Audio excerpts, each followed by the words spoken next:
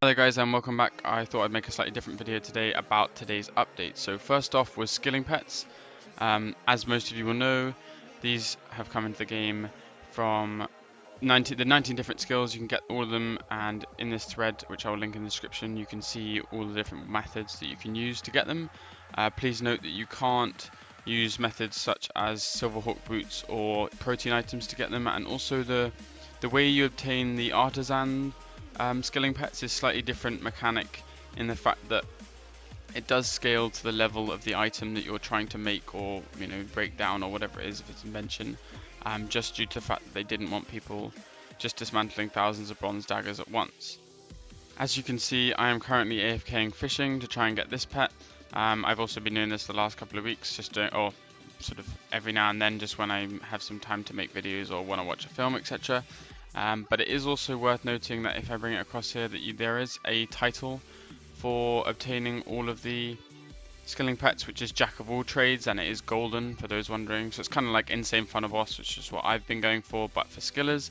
And then obviously for owning 5 skilling pets is just Jack of trades, which I assume is what they would equate to the normal final boss, which is red. So quickly, I stand corrected. As you can see in my clan chat down here, someone else has confirmed to me that the final boss equivalent, so the Jack of Trades normal one with the 5 pets, is silver.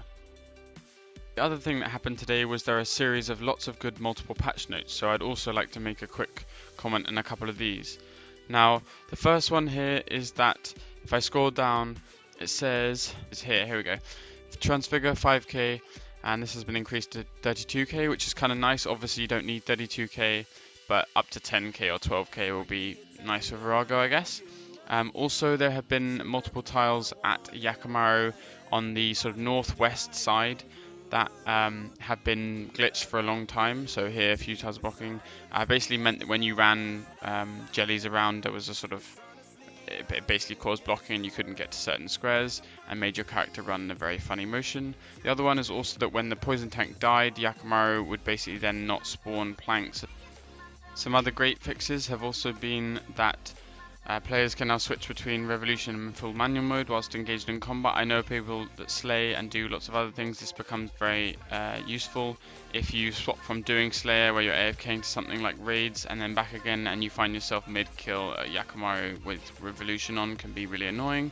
And the last 3 updates that I think are really key is the Crackling perk will now deal damage based on your main hand damage. This means that it's not always magic and is then useful at Nex again, because it used to hit you if it was protecting from magic and your crackling went off. It used to hit you for like a 3.5k, which was pretty painful. Also, your familiar, we had this a long time ago and they changed it. I'm not sure why, but they've managed to change it back. So now if your familiar dies, or the timer runs out obviously, or that player dies whose familiar it was, all the tradable items, so like Rocktails, Bruise, etc., will drop to the floor.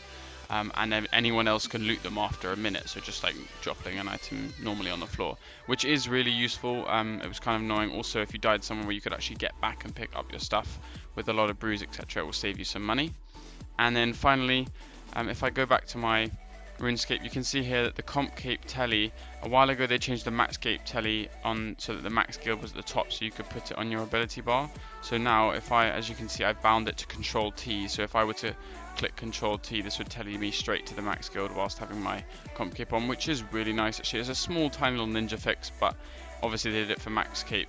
There was no reason not to do it for comp. It might take a few people that are used to just sort of right clicking and going to about here, which is where it used to stand under RD Farm, but I'm sure we'll get used to it within a day. Me personally, going back to pets to finish off, I'm not sure if I'm gonna ever go for them. I might do it then when I'm AFKing. There's a few skills I already do just to take up time and when I'm doing other things, so that's kind of nice. Maybe I'll get the 5 and the silver title, I don't know. Do let me know down below if you guys decide to go for any and which ones, and if you have any luck.